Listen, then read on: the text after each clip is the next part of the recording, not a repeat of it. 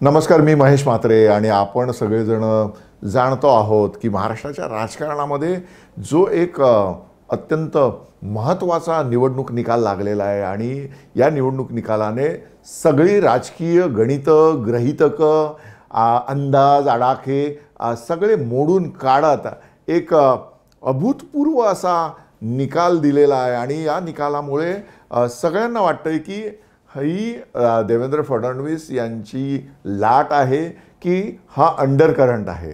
म्हणजे लोकांना ज्या गोष्टीची आधी जाणीव होती की महायुतीला या निवडणुकीमध्ये यश मिळेल, परंतु ते इतक्या मोठ्या प्रमाणात मिळेल का या संदर्भात सारेच मतदार किंवा लोक बोलत नव्हते. आणि मतपेटीतून मात्र लोकांनी आपला आवाज इतका प्रखर केलेला आहे की त्यामुळे महाराष्ट्राच्या राजकारणात एक नवं पर्व सुरू झालंय की काय अशी सगळ्या लोकांच्या मनात भावना निर्माण झालेली आहे. हे कोणतं नवं पर्व आहे तर हे नवं पर्व आहे देवेंद्र फडणवीस यांच्या नेतृत्वावर शिक्कामोर्तब झाल्याने महाराष्ट्राचं राजकारण आता देवेंद्र फडणवीस या नावाभोवती फिरू लागेल अशी शक्यता निर्माण झालेली आहे. आपण सगळ्यांनी पाहिलं की शरद पवार हे गेले 58 वर्षांपासून महाराष्ट्राच्या राजकारणामध्ये कार्यरत असलेले आपण पाहिलेले आहेत.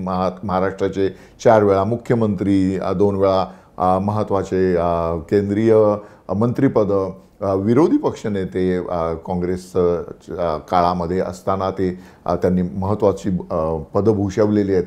असे शरद पवार हे वयाच्या 82व्या वर्षापर्यंत महाराष्ट्राच्या राजकारणातले महत्त्वाचे नेते म्हणून कार्यरत असलेले आपण पाहिले. आणि या निवडणुकीत जो सामना होता तो खरा सामना देवेंद्र फडणवीस यांचं नेतृत्व पुढील काळासाठी प्रस्थापित होणार का, शरद पवार त्यांचा उधळलेला जो विजय रथ आहे तो रोखणार का या संदर्भात होता. आणि त्यावर या महाराष्ट्राच्या मतदारांनी शिक्कामोर्तब केलं आहे की देवेंद्र फडणवीस यांनी ज्या पद्धतीने ही निवडणूक लढवली, ही निवडणूक त्यांच्यासाठी अत्यंत कठीण होती.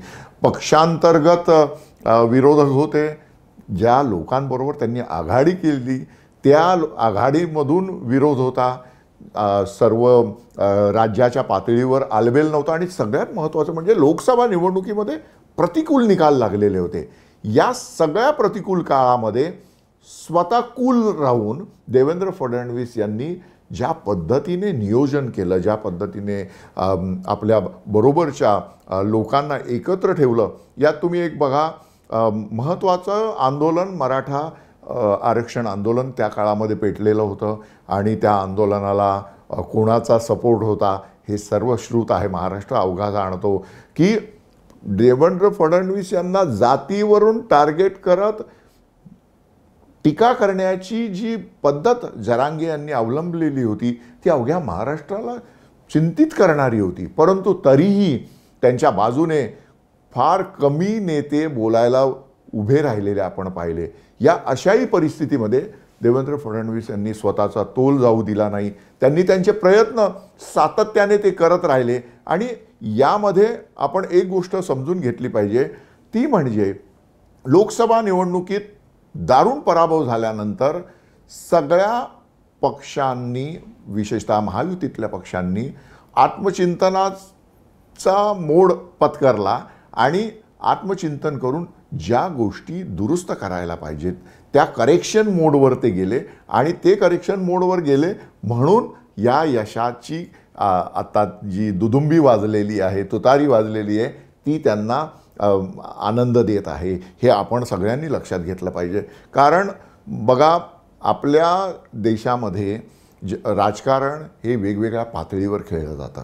या राजकारणामध्ये जितके 3 C महत्त्वाचे आहेत, कॅश, क्रॉप आणि कास्ट, या 3 Cच्या जोडीला एक प्रचंड मोठी कॉम्पिटिशन, 4था C, ही सुद्धा देवेंद्र फडणवीस यांच्यासमोर होती. ही कॉम्पिटिशन होती त्यांच्याबरोबर सत्तेत असलेल्या एकनाथ शिंदे यांच्याकडून, ही त्यांच्यासमोर स्पर्धा होती भाजपमधल्या अंतर्गत नेतृत्वाकडून. आणि या सगळ्या याच्यामध्ये देवेंद्र फडणवीस यांनी फक्त आणि फक्त लक्ष केंद्रित केलं महाराष्ट्राच्या 288 मतदारसंघांवर. आणि हे लक्ष केंद्रित करत असताना त्यांनी लाडकी बहीण ही योजना असेल, शेतकऱ्यांना वीज बिल माफी देणारी योजना असेल, या वेगवेगळ्या योजना करत असताना विविध जाती समूहांना, विशेषतः ओबीसी समाजातील जाती समूहांना आपल्याकडे आकृष्ट करण्यासाठी जो प्रयत्न त्यांनी केला, तो प्रयत्न महाविकास आघाडीने लक्षातच घेतला नाही. त्यांचा प्रयत्न होता की क्रीमी लेअरची मुदत वाढवून देणे, 8 लाखावरून ती 15 लाखापर्यंत करणे, ओबीसी समाजातील विद्यार्थ्यांसाठी हॉस्टेल्स निर्माण करणे आणि वेगवेगळ्या जातींसाठी महामंडळ निर्माण करण्याचा जो निर्णय होता, हा निर्णय त्याची काही प्रमाणात टिंगल जरी झाली असली तरी या जाती समूहांना भारतीय जनता पक्षाकडे खेचून घेणारा तो निर्णय होता. आणि त्यामुळे मोठ्या प्रमाणात भारतीय जनता पक्षाने आपला स्वतःचा जो वोट बेस होता, तो वोट बेस वाढवलेला आपल्याला दिसतो. आपण पाहिलं की 1995 मध्ये पहिल्यांदा भारतीय जनता पक्ष शिवसेनेच्या बरोबर महाराष्ट्रात सत्तेवर आला. त्यावेळेस भारतीय जनता पक्षाच्या विजयामध्ये सगळ्यात मोठा सहभाग होता तो 3 जातीचा होता, माळी, धनगर आणि वंजारी. माधव हा जो फॅक्टर त्या काळामध्ये चर्चेत होता, त्याला जोड म्हणून नंतरच्या काळात माधवम करण्यात आलं. मराठासुद्धा त्या माधवच्या मध्ये जोडण्यात आला आणि या माधवमच्या जोरावर भारतीय जनता पक्षाने महाराष्ट्रात स्वतःचा विस्तार केलेला आहे.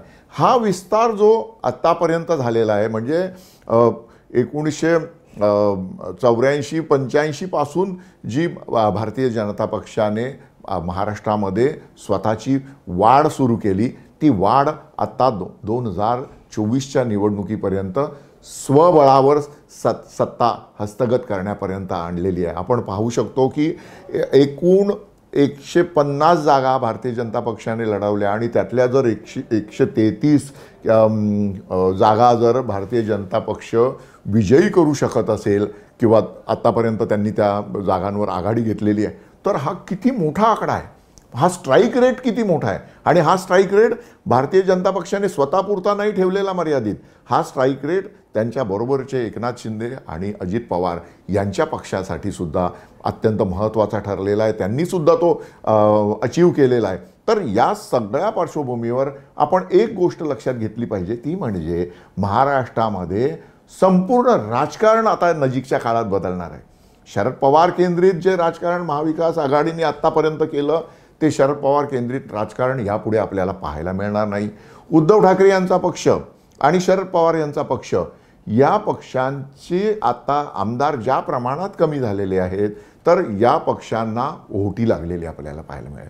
महाराष्ट्राच्या राजकारणात काही गोष्टी ज्या झालेल्या नजीकच्या काळात त्या आपण समजून घेऊ की शिवसेना एक होती, परंतु एकनाथ शिंदे त्यातून फुटून बाहेर पडल्यानंतर आणि त्याच्या आधी राज ठाकरे बाहेर पडल्यानंतर आपल्याला महाराष्ट्राच्या राजकारणात 3 सेना पाहायला मिळतात. काँग्रेस आधी एक होतं, त्यानंतर शरद पवार काँग्रेसमधून बाहेर पडले आणि आता त्यातून अजित पवार बाहेर पडले. तर आता 3 काँग्रेस महाराष्ट्राच्या राजकारणात अस्तित्वात असतील. तर येत्या भविष्यामध्ये उद्धव ठाकरे यांचा पक्ष आणि शरद पवार यांचा पक्ष याचं भविष्य काय असणार आहे, यावर सगळ्यात मोठं प्रश्नचिन्ह आता लागलेलं आहे. सुप्रीम कोर्टामध्ये हा जो वाद होता चिन्हांबद्दलचा, पक्षाच्या नावांसंदर्भातचा, त्या वादावर सुप्रीम कोर्टाने काही करण्याच्या आधी आता जनतेने शिक्कामोर्तब केलेलं आहे. त्यामुळे एकनाथ शिंदे यांची शिवसेना ही लोकांना जर शिवसेना वाटत असेल, तर उद्धव ठाकरेंनी सुप्रीम कोर्टातून कोणताही निकाल आणला तरी त्याचा काहीच फरक पडणार नाही. आणि हीच गोष्ट लागू पडते अजित पवार यांच्यासाठी. अजित पवारांनी ज्या पद्धतीने बारामतीमधून 1,16,000 मतांनी आघाडी घेऊन विजय मिळवलेला आहे, हा कशाचं निदर्शक आहे, तर शरद पवारांनी जीवाचं रान केलं. शरद पवारांच्या या कधी मिसेस शरद पवार या कधीही राजकीय प्रचारामध्ये दिसल्या नव्हत्या. त्या युगेंद्रसाठी प्रचारामध्ये उतरलेल्या दिसल्या आणि त्या वाड्या वस्त्यांवर हे वृद्ध दाम्पत्य फिरताना दिसलं. कशासाठी हा सगळा अट्टहास होता, याचं मुख्य कारण आहे की यांचं राजकारण कुटुंब केंद्रित होतं आणि ते कुटुंब केंद्रित राहिलं. उद्धव ठाकरे यांचा काय प्रश्न झाला, त्यांचंही राजकारण कुटुंब केंद्रित होतं, ते कुटुंब केंद्रित राहिलं आणि येत्या काळामध्ये ते कुटुंबापुरतंच मर्यादित राहणार आहे.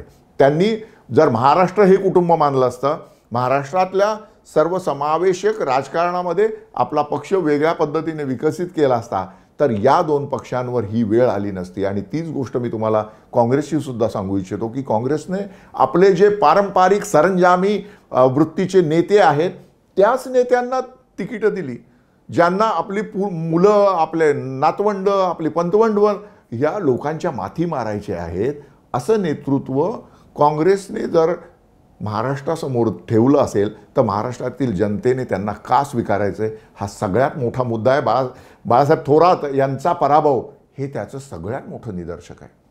ज्यांनी काँग्रेसच्या वतीने जागा वाटपाची बोलणी केली, ज्यांच्याकडे महाराष्ट्राचे भावी मुख्यमंत्री म्हणून बघितलं जात होतं, त्या बाळासाहेब थोरातांचा पराभव का झाला याचं काँग्रेसच्या नेतृत्वाला आत्मचिंतन करावं लागणार आहे.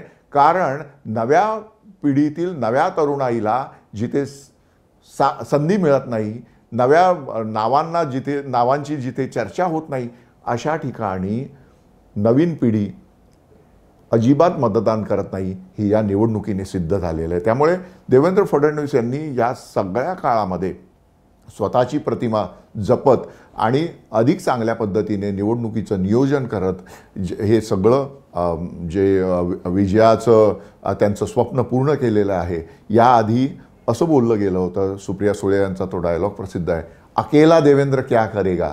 तर अकेला देवेंद्र क्या करेगा हे सांगणारा आजचा निकाल आहे. आणि त्यामुळे या निकालाने महाराष्ट्राच्या राजकारणामध्ये देवेंद्र पर्वाचा उदय झालेला आहे आणि हे पर्व नजीकच्या काळामध्ये हटणार नाही. हे महाराष्ट्राच्या पुढच्या किमान 3 दशकं तरी हे देवेंद्र पर्व आपल्याला पाहायला मिळेल. एवढंच इथे सांगतो आणि थांबतो. धन्यवाद.